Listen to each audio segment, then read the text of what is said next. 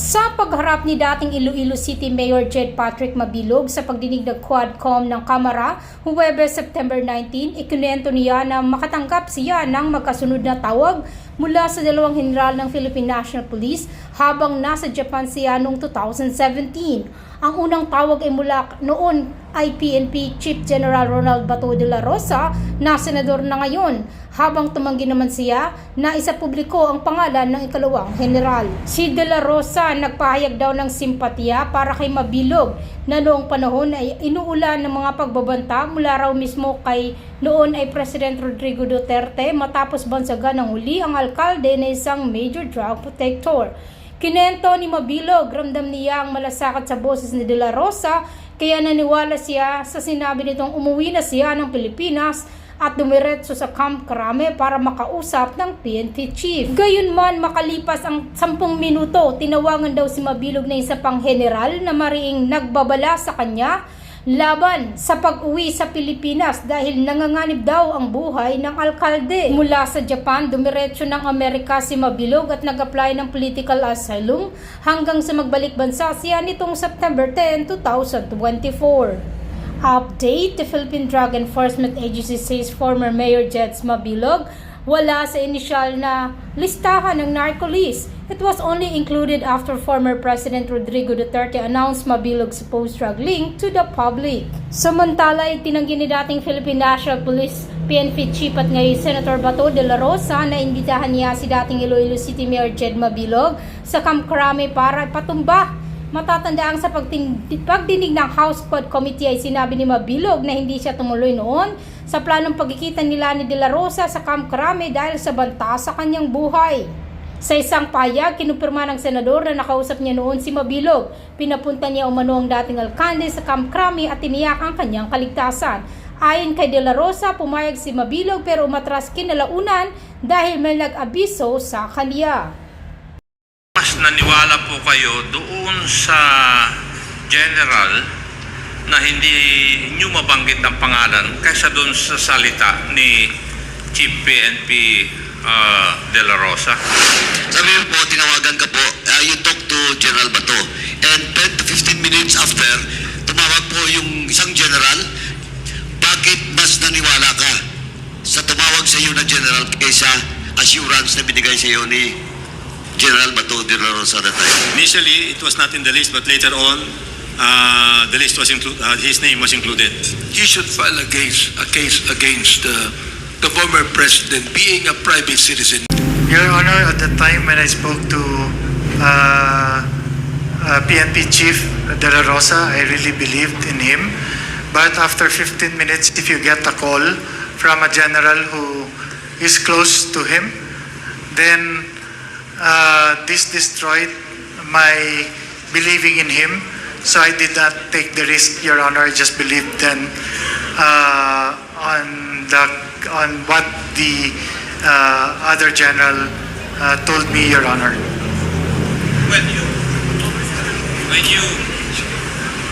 When you were supposed to meet with General De La Rosa, and it was postponed, I think, 2 times according to your statement. Yes, Your Honor. Yes. Who made the calls to you regarding the postponement? I think it was General Diaz, Your Honor. Your RD Gen? Former Your regional. former RD, yes. Yes, Your Honor. Okay. Are you friends with General Bernardo Diaz? No, sir. He was assigned on the latter part, I think in 2016, and I have never established a friendship with General or personal relationship with General Diaz, sir. Pero Mayor, from your statements, there were 2 generals who were with your side. And it was only, according to your statement, General Bato who was not on your side. One colonel, Your Honor, one colonel and one general. The one colonel called first before, and then when I spoke to General Bato, this general gave me a call. So parang it supported statement of the colonel. So that's why, sir, I wasn't able to think no more. I just believed in the last caller, who was the general, who told me not to proceed, sir. Because for the reason, sir, that previously there are already several cases that have been with the Chief PNP, but what happened is in the end, they died, sir. So that's why I just all that I thought was to preserve the life of myself and my family, sir. So, the last call that you got from the officer, is that officer close to you? Or close to your family? No, sir, not that close, sir. And you still believe him? Yes, sir. We were introduced, and he was a former Iloilo City, but not at my time as mayor. So, but yes, I believed him because he was very sincere in telling me that information, sir. Thank you. Thank you, Mr. Chair. You said in your speech today that you were included in the Malacanang initiated list. Am I right? Yes, Your Honor. So what do you mean initiated list? Your Honor, I received valid information that in 3 lists, my name did not appear there, Your Honor, and my name only appeared when it came from Malacanang. That PRRD list, I consider, Your Honor, as the Malacanang list. It means in the first 3 lists, your name was not included. Yes, Your Honor. Therefore, when you speak of the Malacanang initiated list, it means that your name is just placed in that list without even investigating if you are ever guilty of that. Yes, Your Honor. As a matter of fact, as what I've said earlier, that till today I don't have any drug-related case that has been filed to me in any court or any office for that matter, Your Honor. Okay, so Mayor, do you believe that it was the former president that actually put you in that initiated list that you're talking about? Yes, Your Honor. I believe that, Your Honor. Where the former president has an axe against you, or perhaps that your name was only given to him to be put on the Malacanang initiated list? Your Honor, I cannot say or things in behalf of the former president, but I could only assume that yes, it could have happened, Your Honor, that it could have been politics that has made the former president put my name in that Malacanang initiated list, Your Honor. Mr. Chair, I'm very much interested. You said that this is politically motivated, am I right? Yes, Your Honor. Therefore, there should be one in Iloilo that actually advised the president to put you in the Malacanang initiated list, am I right? Could be, Your Honor. Would you tell us the name of that person that put you in that list? Your Honor, in politics, there's always a political opposition, and I cannot mention any name, Your Honor, because I might not be sure if that is the name of the person. But if ever it came locally, definitely it came from those who ran against me and lost, Your Honor, or those who were against me politically. Those who ran against you, but that were actually the people that are actually close to the former president, am I right? I am not sure, Your Honor, if they have a personal relationship with the former president. So I cannot assume, Your Honor. You made a statement in your affidavit, and that's number 6, where you said, in a public forum held on August 8, 2017, PIDEA Regional Director Gil Pabilona and Iloilo City Police Director Senior Superintendent Remus Cañeso declared that my name was not on their drug list. What do you mean by that? In that particular public forum, Your Honor, was the Iloilo City Anti-Drug Abuse Council, where the regional director of PIDEA sits as co-chair, as well as the Iloilo City Police Chief PNP also sits as a member or a co-chair. And they were asked by, as far as I can remember, Your Honor, they were asked during the open forum if my name was in the list, Your Honor, and they said, Your Honor, that as far Your Honor, if I would say, Attorney Pabilona by chance is here with PIDEA, and he said, Your Honor, that my name was not on their list, official list, but there's a different list, PRRD list. And So, he cannot do anything about it. So therefore, you would like to tell this committee that the lists that were shown to you were the first list that your name was not included. But Ye- then, as you have said, there is another list where your name is included, Yes, Your Honor. And that is the Malacanang initiated list. and that is the Malacanang initiated list. Yes, Your Honor. So, what did the police director, Senior Superintendent Cañeso, do?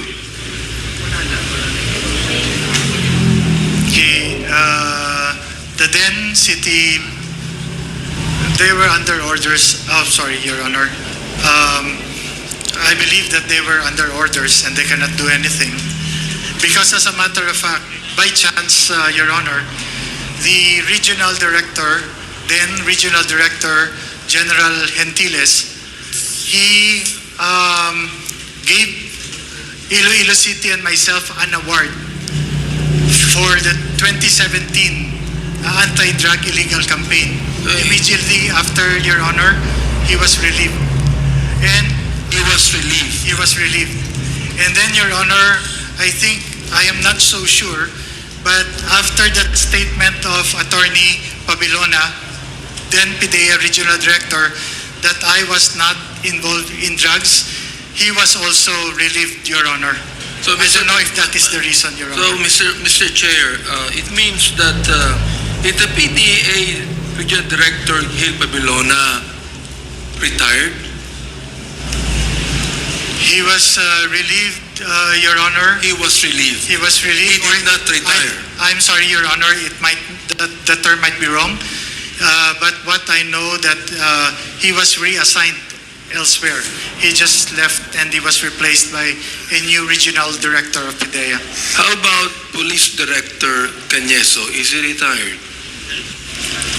I am not aware, Your Honor, because I've been out, so I am not aware of his whereabouts or what has happened to him, if he has retired or not, Your Honor.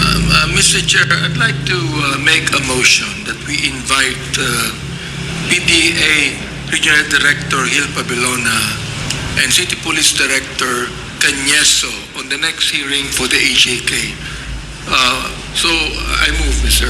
Chair. Mr. Chairman.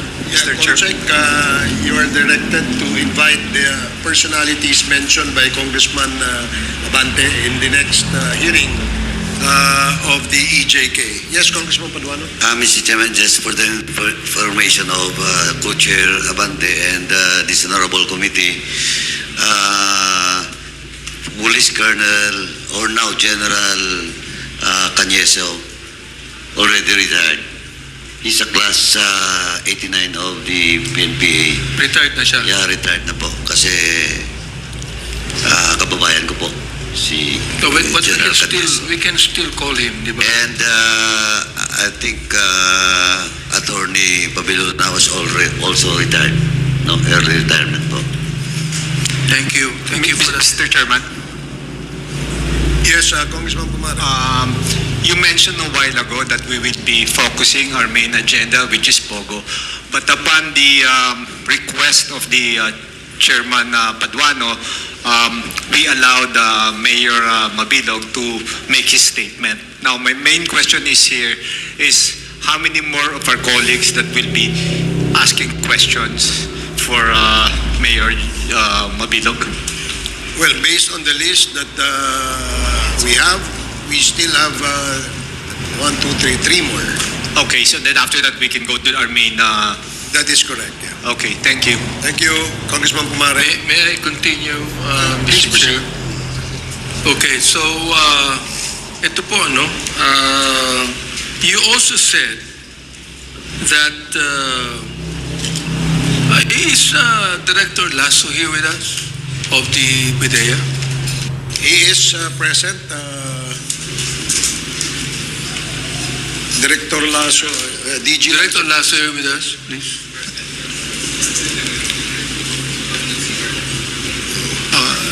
Can we call him? I'd like to ask him just one question. Anyway,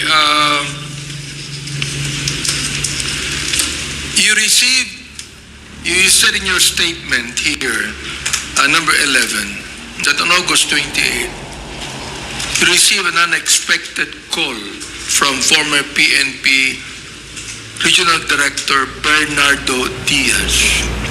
And this Director Bernardo Diaz invited you so you could be able to meet with the then PNP Chief Ronald De La Rosa. Am I right? For what reason? Yes, Your Honor. The reason, Your Honor, was the information that I got was the then PNP chief was willing to help me clear my name, Your Honor. So it means that the PNP Chief Ronald De La Rosa believed that you are innocent?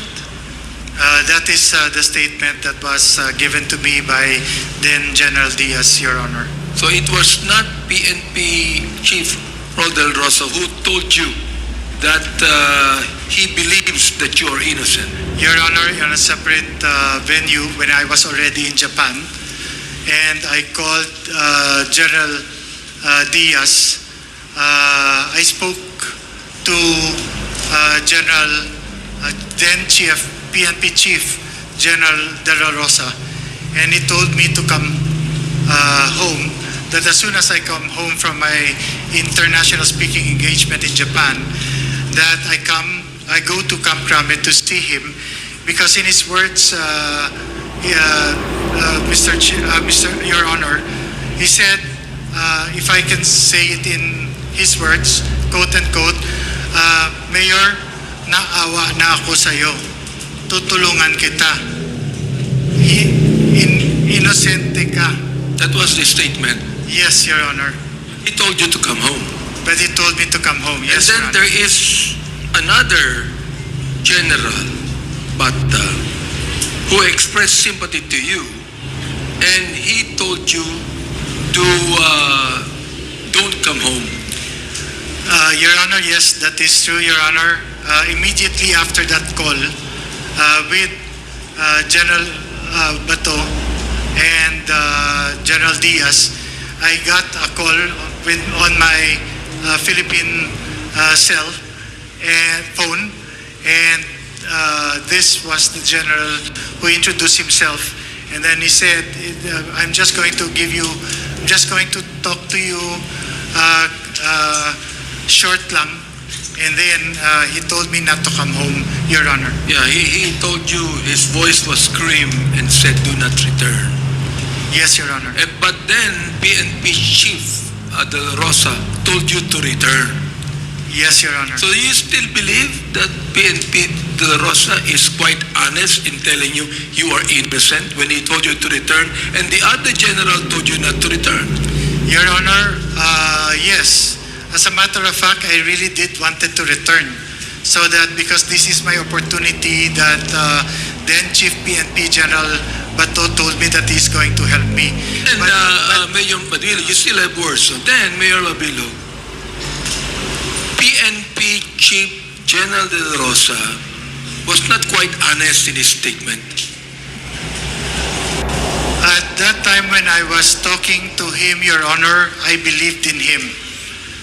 But after, Your Honor, I received that call from that general, then I did not believe him anymore.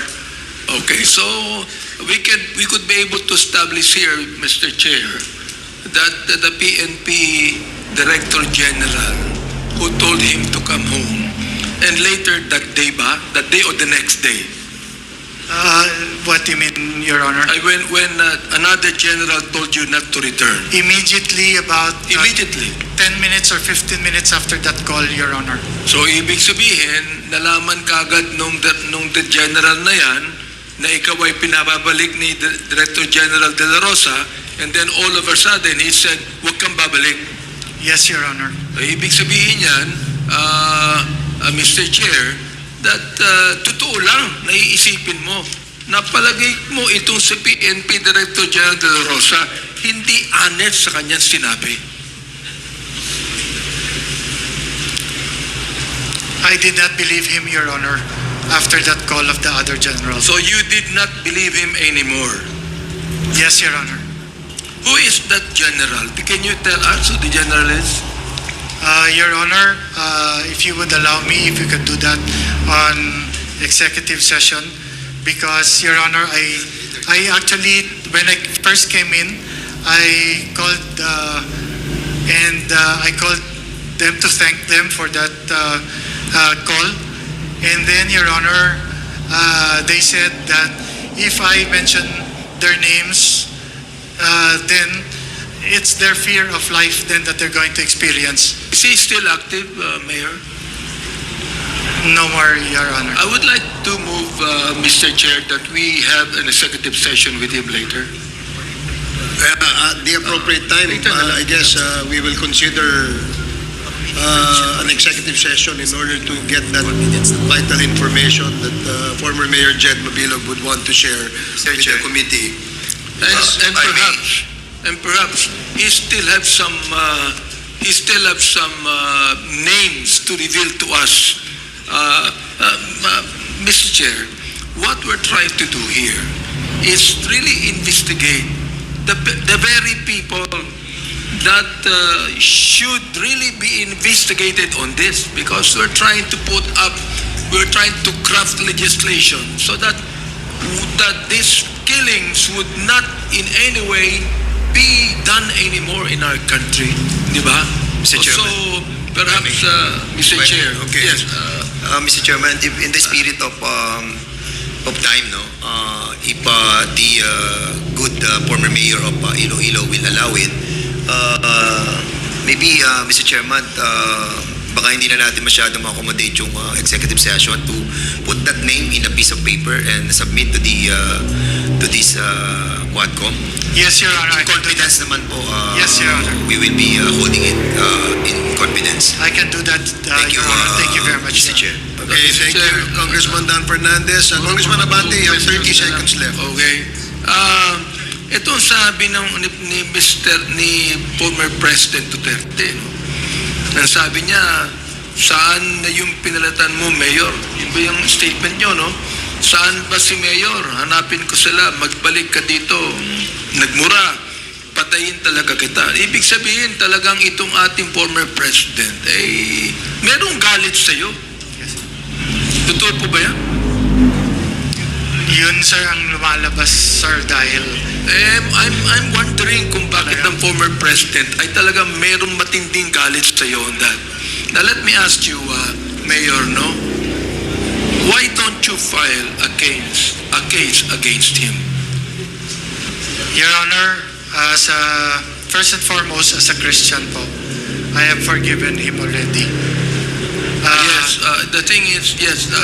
And Your Honor, I will discuss that with my lawyers, because I am made to believe that if you are if a person is a president of is president, then he is immune to cases.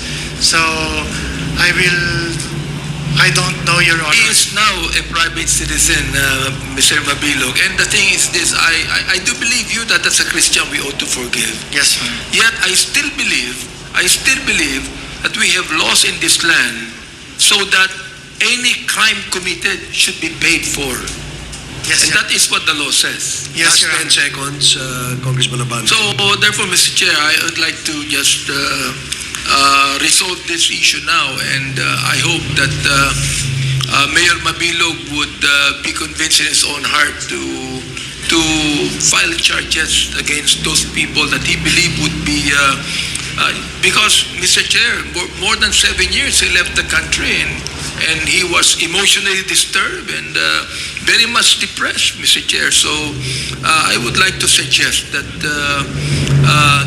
he should file a case against the former president, being a private citizen now. Thank you, Mr. Chair, for that. Thank you, Congressman Abante. The next to interpolate is Congressman Paduano. You are recognized. Thank you, Chairman. I thought it was Chairman Nakap. But anyway, Mr. Chairman, just to go back to some clarity lang po with regards to the statement or the affidavit. But before that, let me acknowledge the presence of Congressman Edward Maceda. Welcome to the committee hearing, and Congressman Ernest Junicio. Thank you, Mr. Chairman. Mr. Chairman, in the Duterte's list during the previous hearing, it was already confirmed and established by retired Colonel Espinido. Now, when I asked Colonel Espinido about what happens in Bacolod City, in my home city, in which one of our councilor was ambushed, no? And after a few months, dahil dun sa recommendation ni Espinido, it was the name of that councilor was delisted. Now, question of the Duterte's list. Ito lang po, para malinaw, it's either na totoo po ba yung Duterte's list? Validated ba yung lahat nandun? Tumaan ba sa vetting? Let me ask DG Lasso, with regards to the case of Mayor Jed Mabilog. DG Lasso, do you confirm that indeed in the PDL list as claimed by Mayor Jed Mabilog, wala pong pangalan niya sa PDL list? Yes, Mr. Chairman. But do you confirm that the name of former Mayor Jed Mabilog was in the list of Duterte's list? Yes, Mr. Chairman. Initially, it was not in the list, but later on, the list was his name was included. Wait, for the record, timeline tayo. When you say initially it was not in the list, anong taon yun? Mr. Chairman, Your Honor, can I respectfully request our Director for Intelligence Service to explain, because there is a little bit of a process that was involved, and he can explain, and you will understand how the Duterte list came about, Your Honor. In brief lang po, in brief. Yes, Your Pero Honor. we'll just focus on the case of Mayor Mabilog. Yes, Your Honor. It will be confined on the Mabilog case, Your Honor. Okay, so will the chair allows Chairman Barbers, will the chair allow? Yes, that is allowed, Your Honor. Thank you, Mr. Chairman.